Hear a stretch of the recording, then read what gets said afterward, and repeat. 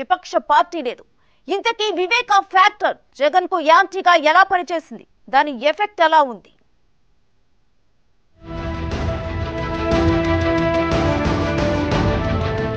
YS Jagan ను వెంటాడిన YS వివేక హత్య case.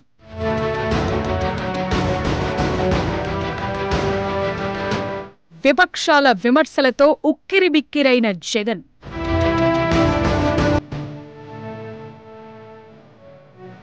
విపక్షాల ప్రచారంలో బ్రహ్మాస్త్రంగా మారిన హత్య కేసు.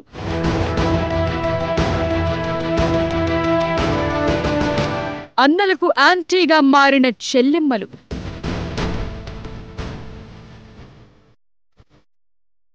అండగా ఉండేవాళ్లు కాదు, ముంచేవాళ్లంటూ ప్రచారం.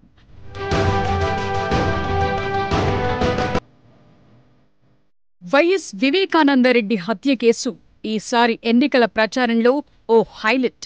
సిబిఐ ఎంతవరకు విచారణ జరిపిందో, నిందితుడిని ఎవరిని తేల్చిందో ఇంకా ఫైనల్ కాలేదు. కానీ వైఎస్ అవినాష్ రెడ్డికి హత్యతో సంబంధం ఉందని ఏపీ ప్రజలంతా దాదాపుగా నమ్మారు. ఈ హత్య కేసు ప్రస్తావన లేకుండా ఏ ఒక్క రోజు కూడా ప్రచారం ముగియలేదు. చంద్రబాబు నాయుడు కావచ్చు, పవన్ కళ్యాణ్ కావచ్చు, వైఎస్ షర్మిల కావచ్చు, ఆఖరికి వైఎస్ సునీత కూడా కావచ్చు, ఇలా ప్రతి ఒక్క నేత ఈ అంశంపైనే ప్రచారం చేశారు. అవినాష్ రెడ్డి నిందితుడు, ఆ నిందితుడికి సపోర్ట్ చేసిన జగన్ కూడా నిందితుడే అన్నట్టుగా ప్రచారం సాగింది.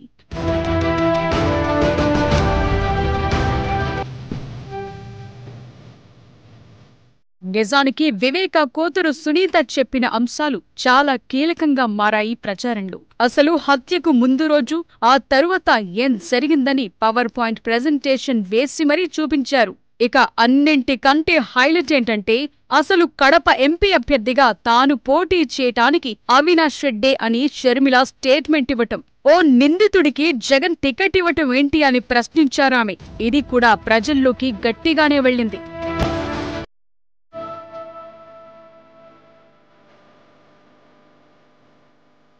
నిజానికి 2019 ఎన్నికల సమయంలో జరిగింది వైఎస్ వివేకానందరెడ్డి దారుణ హత్య.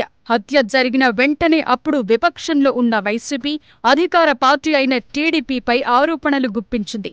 అప్పటి విపక్ష నేత జగన్ సొంత బాబాయిని పొట్టన పెట్టుకున్నారంటూ శోకాలు పెట్టారు.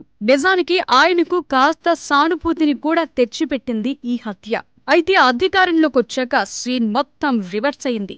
విపక్షంలో ఉండగా సిబిఐతో ఇన్వెస్టిగేషన్ జరిపించాలన్న జగన్ ఆ తరువాత సిబిఐ దర్యాప్తు అవసరం లేదన్న నిర్ణయం తీసుకున్నారు. ఆ తరువాత వైఎస్ సునీత న్యాయ పోరాటం కారణంగా వివేక హత్య కేసు సిబిఐ చేతికి వెళ్ళింది. ఇక అక్కడ్నుంచి సీన్ మొత్తం మారిపోయింది. ఇంటి దొంగలే వివేక హత్య కేసులో కీలకంగా ఉన్నారని తేలింది. కడప లోక్సభ అభ్యర్థి విషయంలో వచ్చిన విభేదాలే వివేక హత్యకు మోటివ్ గా సిబిఐ దర్యాప్తు తేల్చింది.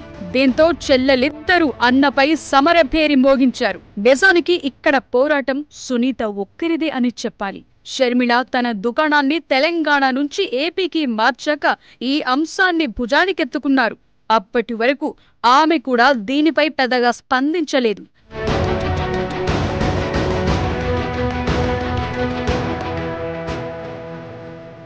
అయితే టీడీపీ, జనసేన మాత్రం ఈ అంశాన్ని జనంలోకి తీసుకెళ్లటంలో సక్సెస్ అయ్యాయి. జగన్ మాట వినకపోతే ఎలా ఉంటుందో చూడండి, సొంత బాబాయిని కూడా వదల్లేదంటూ నాన్ స్టాప్ ప్రచారం చేశారు ఇరు పార్టీల నేతలు.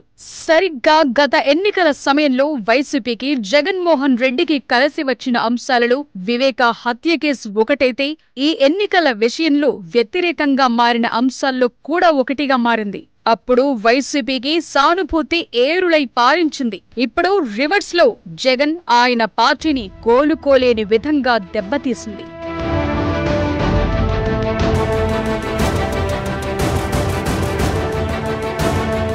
నిజానికి ఈ హత్య ఎవరు చేశారు, ఎవరు చేయించారు అనేది కోర్టులు డిసైడ్ చేస్తాయి. కానీ రాజకీయాల్లో చేసే ఆరోపణల్లో బలం ఎటువైపు ఉంటే ప్రజలు అదే నమ్మే ఛాన్స్ ఉంటుంది.